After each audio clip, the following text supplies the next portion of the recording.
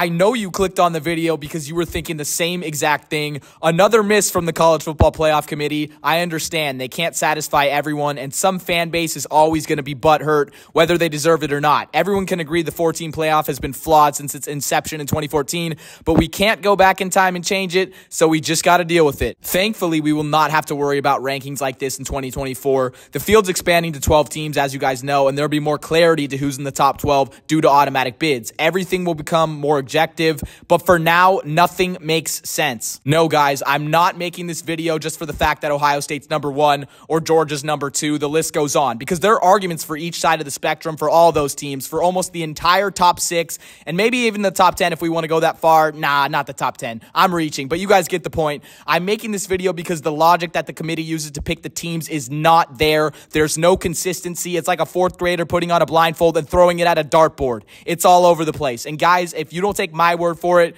college football analysts like Greg McElroy of ESPN have been voicing their frustrations as well. We're going to look at this through the eyes of the committee. Why is Ohio State ranked #1 right now? Resume. They have the highest ranked strength of schedule in the country. That's 100% valid. But going off that logic, using resume to put them ahead of Georgia, why is Oregon ahead of Texas in the 6th and 7th spot, respectively? Both of these teams have one loss against their rival in a close game. They bounced back in their recent performances, and Texas has a better overall resume than Oregon. They have the best win in college football this season being on the road against Alabama. I'm not saying Texas is a better team than Oregon. I'm just looking at this objectively from the perspective of what the committee has already used for their criteria. And continuing this train of thought, how is #5 Washington behind #4 Florida State? Florida State's schedule has been getting weaker and weaker each week, while Washington is continuing to prove that they're a top team by getting ranked wins. So I guess the eye test is important, right, for this, right? Wait, then why isn't Michigan or Georgia #1 then? If the eye test meant something, Ohio State should not be #1. So it almost seems like the committee is ranking each team by something different. Ohio State, resume.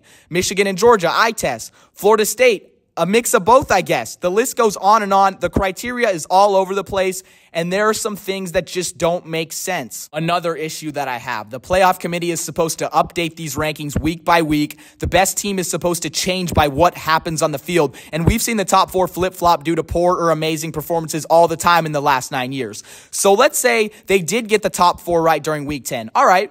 How did nothing change when we reached week 11? Ohio State did not look amazing against Rutgers, while Georgia got a top 15 victory against a 1-loss Mizzou team. If the margin was as close as they said it was for the top 2 teams, there is absolutely no reason why there should not have been a change made. It almost seems like they're scared to make these changes because of what people would say. Oh, well, we messed up, guys. Guess we just have to roll with it. That's how it feels like with the College Football Playoff Committee for the course of its history. Year after year, they have no identity, because they're scared. At least stay consistent with how you rank, even if it's going to piss off a few fan bases.